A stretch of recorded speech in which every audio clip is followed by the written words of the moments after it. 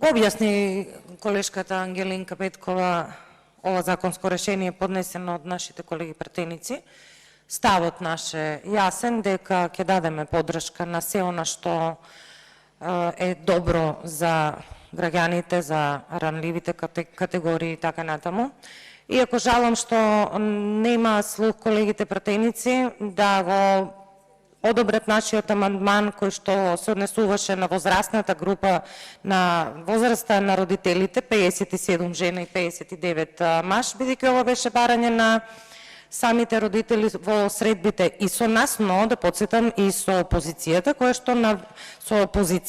што на времето кога беше опозиција прва трчаше тука кога протестира лицата со попреченост и нивните родители, но очигледно дека ветувањата многу брзо се забораваат. Мојата причина за тоа што се јавив за збор е, како да кажам, од процедурални причини.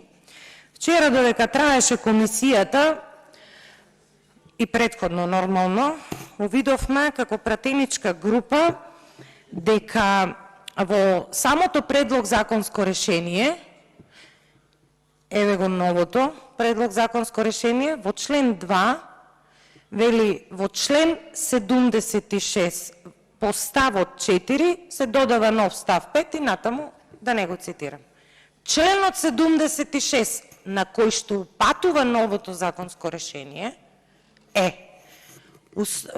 две реченици. Каде е грешката?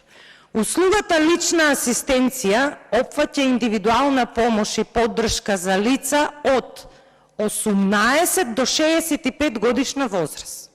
Но, да подсетам, истиот овој закон и истиот овој член е изменет во јануари месец 2021 година и вели не од 18 години, туку од 6 години, на деца од 6 години, па понатам.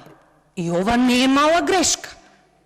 Ова е многу голема грешка.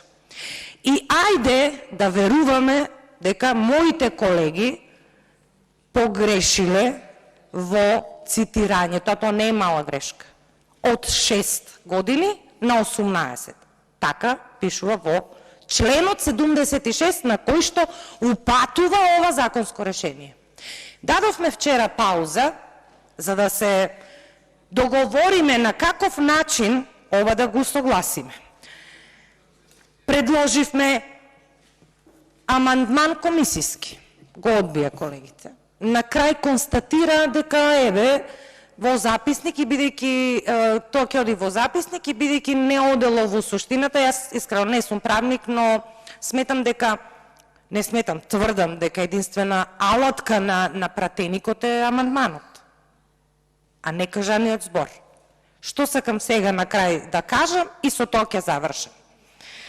Значи, ако ги цениме изјавите и овде во собрание, а особено во дебатни емисии на председателот на собранието, кој што многу цени, многу сака да кажува дека е легалист, тој, еве ќе цитирам, рече и за референдумот, па и за некои други законски решенија кои што ние како пратеници сме ги поднесувале, вели, јас не ја ценам само формата, јас ја ценам и суштината. Па како тогаш председателот на собранието Талат Џафери не ја ценел суштината и не го вратил ова закон? Според мене најбезболно ќе беше да се врати, беше многу лесно да се коригира, бидејќи пак ќе повторам, ова не е мала грешка. Во членот 76, во измените од јануари месец пишува од 6 до 65 годишна возраст, а тука членот на кој што упатува новото законско решение во член 2 вели од 18 до 65 годишна возраст. Како сега легалистот Талат Џафери не го вратил ова законско решение? Јас многу повеќе ја упатувам процедуралната критика кон председателот на собранието, отколку еве да речеме на моите колеги кои што ајде да им верувам дека е грешка, затоа што кој би толкувал сега дали се 6 или 18 години. Тука требало на сцената да стапи легалистот Талат Джафери, да го врати како што враќа се што ќе произлезе од опозицијата и да рече: колеги, имате тука грешка, коригирате си што важи, што не важи, и да продолжиме понатаму, а особено заради тоа што и ние како опозиција го поддржуваме законското решение. Имавме еден амандман, не го поддржаа колегите, но како и да е, рековме, подобро нешто отколку ништо. И на крајот така заврши седницата, некоригирано. Некои од правниците нарекоа дека ете така може да се коригира.